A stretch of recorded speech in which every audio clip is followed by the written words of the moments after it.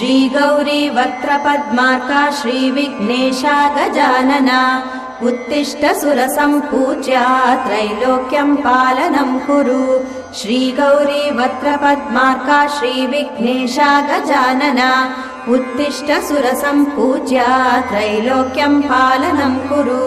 उत्तिष्ठोत्तिष्ठ हेरम्बा उत्तिष्ठ गणनायका उत्तिष्ठ करुणापूर्णा भक्तानां भाग्यदायका उत्तिष्ठोत्तिष्ठ हेरम्बा उत्तिष्ठ गणनायका उत्तिष्ठ करुणापूर्णा भक्तानां भाग्यदायका श्रीयाकुवाहन शिवात्मज दिव्यगात्रा श्रीभिन्नदन्तधनुजान्तक सूक्ष्मनेत्रा सर्वार्ति दुःख शमना फणिराजसूत्रा देवा गणेश्वर विभो तव सुप्रभातम्।